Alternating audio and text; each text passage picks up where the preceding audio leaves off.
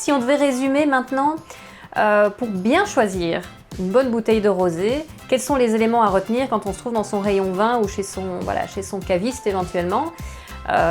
Quels sont les éléments à retenir pour faire le bon choix? Alors, pour faire le bon choix, si tu as l'occasion de te faire conseiller par un caviste, c'est l'idéal évidemment. Il saura te recommander le meilleur vin pour accompagner ton repas ou l'occasion à laquelle tu souhaites le servir. Bon, en revanche, on a vu que la couleur n'influençait pas forcément ni le degré d'alcool, ni l'intensité en bouche.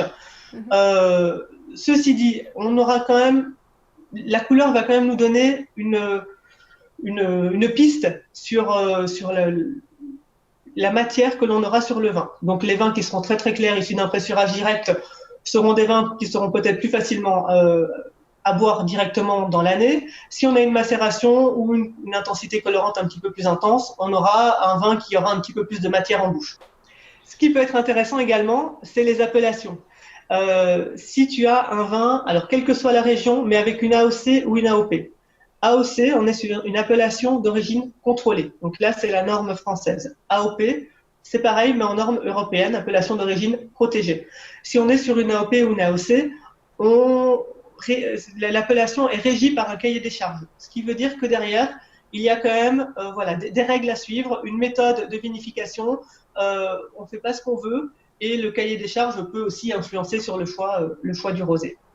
Ok. Très bien. Et alors, petit rappel, on le boit frais, toujours, jamais avec glaçons. Jamais. On le boit frais. Ça va permettre de garder toute la fraîcheur et toute la vivacité et toute l'acidité que l'on aura dans le vin.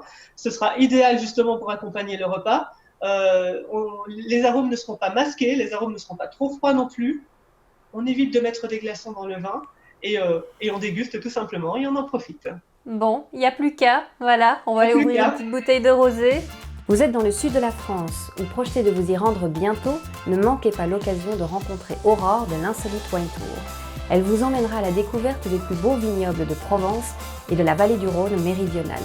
Elle vous fera découvrir de superbes paysages et goûter à des vins incontournables. C'est le rendez-vous immanquable pour les amateurs et passionnés de vin, de nature et de savoir-faire. Retrouvez l'Insolite Wine Tour sur Internet, Facebook et Instagram. À très bientôt autour d'un verre.